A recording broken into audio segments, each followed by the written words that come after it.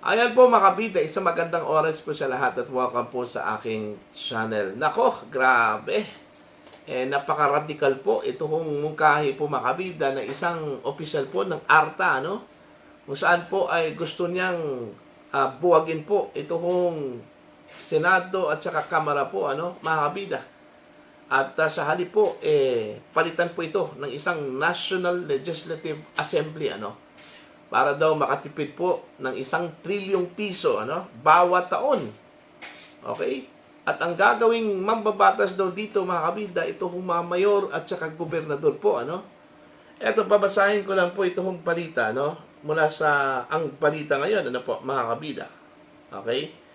Isang dating opisyal ng Anti-Red Tape Authority o ARTA ang nagmungkahi ng radikal na reforma sa sistema ng pamahalaan, ang pagbuwag sa Senado, Kamara at mga lokal na konseho upang makatipid ng hanggang 1 trilyong piso kada taon sa position paper ni Rabindranath Kilala. Iginiit niyang ang kasalukuyang multi-tiered na listatura ay nagdudulot ng una, mataas na gastusin, pangalawa, mabagal na paggawa ng batas, at pangatlo po ay paulit-ulit na proseso. Pang-apat, mas maraming oportunidad sa korupsyon. Ayon sa kanya, ang direktang matitipid ay maaaring umabot sa 355 billion pesos hanggang 575 billion pesos taon-taon. Kapag isinama ang indirect savings, posibleng pumalo ito sa 1 trillion pesos. Nako, ang laki po. Sa ilalim ng kanyang mungkahi, papalitan ang Senado at Kamara ng National Legislative Assembly. Bubuuin ng mga gobernador at mayor ng highly urbanized cities. Sa mga probinsya, mga mayor ang magiging mambabatas. Sa lokal, mga barangay captain ang gaganap sa legislative role. Aalisin sa balota ang posisyon ng senador, kongresista at konsyal. Layunin umano nito na bawasan ang gastos sa eleksyon at pabilisin ang paggawa ng batas. Ayon kay former ARTA Director Rabindranath Kilala, the abolition of both houses of Congress and local legislative bodies can produce significant annual savings, reduce governance, duplication, and potentially enhance national development efficiency. Ang pagbuwag sa dalawang kapulungan ng Kongreso at mga lokal na konseho ay maaaring magdulot ng malaking matitipid kada taon, magbawas ng dobleng proseso at magpahusay ng kaunlaran ng bansa. Dagdag pa niya, mas magiging direktang accountable ang mga opisyal sa mamamayan dahil sabay nilang hahawakan ang lokal at pambansang tungkulin. Ayun, grabe, napaka-radical po yung mungkahi po ng dating opisyal po mga kabida ng ARTA. Pero ito po ay napaka-laking proseso po mga kabida. Ang pinaka-ultimate na gagawin po dito is constitutional change po, Kailangan po ng tsatsya po dito, mga kabida. Kasi sistema po ng birokrasya po, ang papalitan ho dito, mga kabida. Although hindi po sistema po ng gobyerno, pero yung sistema kung saan po ay papaandalin po ang gobyerno, mga kabida, yun yung papalitan po, Mandakin nyo, Senado at saka Kamara po, ang buong Kongreso po ang papalitan, mga kabida. Pati yung lokal na listatura po, mga kabida. Yung City Council, bubuwagin din. Okay? At sa halip, ito po papalitan po, mga kabida, ng isang Legislative Assembly, Alright? Sa National Legislative Assembly, sa lokal naman po, Local Legislative Assembly, At ang mamamahala po dito, mga kabida, nagiging mga mambabatas po, ay itong mga mayor sa lokal, at mga barangay captain. Okay? While sa national level po, of course, governor at saka mayor po ng mga highly urbanized cities. Alright? At probinsya po, ano, mga kabida. Okay? Ito, although imposible, mga kabida, pero posible at the same time. Okay? Bakit? Kasi kung talagang magwo-work ito, no, at iisipin po, mga kabida, ng mga opisyal po natin na meron pong seryoso, ano, na pananaw po para sa ikabubuti po ng ating bansa, mga kabida, posible hong ikukonsidera po itong mungkahin na ito, ano, mga kabida, ano po. Alright, pero doon ho sa mga mababatas, mga opisyal po natin na sakim, ano, ayaw ho nila, mga kabida, mawala yung pwesto po nila, ano po. At saka, syempre naman pag always na po, ano, na ginagawa po, mga kabida, lalong-lalo na po, ano, pag kinagigisdan na po ito, ano, mga kabida, di ba? So, mahirap na po, ano, na mawala. Okay? Lalong-lalo na po ngayon. Tingin ko lang po, sakim po yung ating mga opisyal po, mga kabida, ano? Sakim sa kapangyarihan, sakim sa yaman, ano, mga kabida, ano po. Diba? Kung mauobserbahan po ninyo, mga kabida, ano, halos pabalik-balik na lang po yung ating mga opisyal po, ano.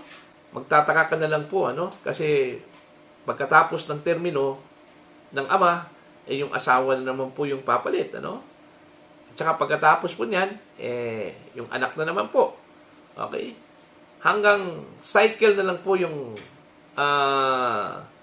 naging sistema po dun ho sa pamumuno po, ano, mga kabida, dahil palitan na lang po ng buong pamilya po, ano, mga kabida. Okay? Kasi ayaw ho nilang mawala yung posisyon.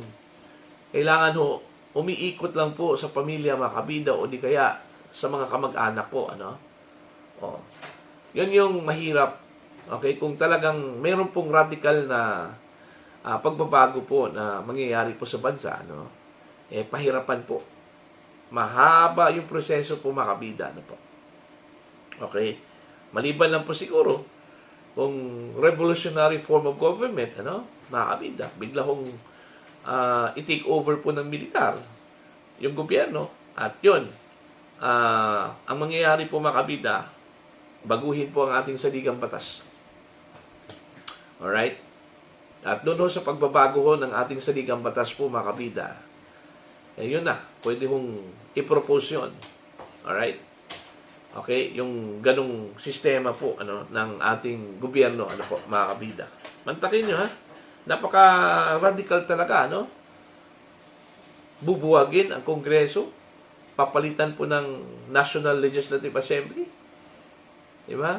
Tapos yon, ano? Ang magiging mababatas dito, yung mga gobernador at saka mayor, ano? Doon ho sa mga highly urbanized cities at probinsya po.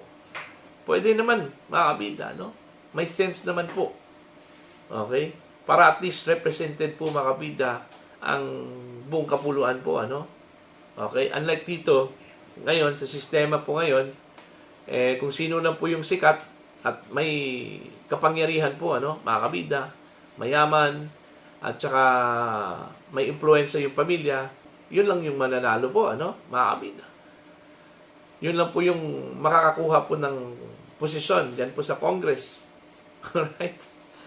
Diba? Pero yung walang influensya, yung walang kapasidad po, ano, na maging congressman, maging senador, ayun, wala talagang pag-asa, mga kabida. Pero I don't know, ha, kung ito po ay mag-work, mga kabida, sa sistema po ng ating gobyerno po. At ang legislatura po natin ay may dalawang kapulungan po, okay? Upper chamber at saka lower chamber. Senado at saka Kamara, no? Hindi ho katulad po doon sa ibang sistema po ng gobyerno na isang ano lang, assembly lang po, tawag doon, ano? Okay, parliamentary form of government, yun. At doon din kukunin yung magiging prime minister po nila, ano? Mga kabida, tagapamahala po ng estado, ano? Alright? So, yun. I don't know kung ang sistema ba na iminungkahi po, ni kilala po, parliamentary form of government ba yun? Mga kabida, ano? O same pa rin, presidential, pero bubuwagin lang po yung kongreso po, no? Instead ng bicameral po, isang chamber na lang po, itong National Legislative Assembly. Okay? Composed of mayors and governors, mga kabida, po. Anong tingin ho ninyo dito sa panukala ni Mr. Kilala po, Mag-work ba ito sa atin, Okay? O kailangan lang talaga ng radical na decision po, mga kabida, para mangyayari po itong radical na pagbabago po, Kasi na tayo kumbaga exhausted na po tayo, dito ho sa corruption, left and right, mga kabida, Okay? Pang-aabuso po sa kapangyarihan ng mga opisyal po ng gobyerno, mga kabida, po. Diba? So, tired na po tayo Exhausted na, mga kabida. So, kailangan po natin ng at least break man lang, Mag-isip po tayo, At dito po papasok po, mga kabida, yung mukhain na. Kailangan ba natin to? Okay? Gugustuhin ba natin to, mga kabida? Alright? Again, magdedepende yan sa seriousness po ng ating mga opisyal ng gobyerno, Alright? Kung hindi po ipaiiral yung kanilang kasakiman, yung kanilang pagiging selfish, mga kabida, at uunahin po ang kapakanan po ng ating bansa, mga kabida, posibleng ikukonsidera yun, mga kabida. For your comment and for your suggestion, please comment down. Sa mga hindi pa po subscribers sa channel, please subscribe. Just click the subscribe button. Click the notification bell, click all para updated po kayo, mga kabida, sa aking mga uploads. Maraming salamat po sa inyong lahat.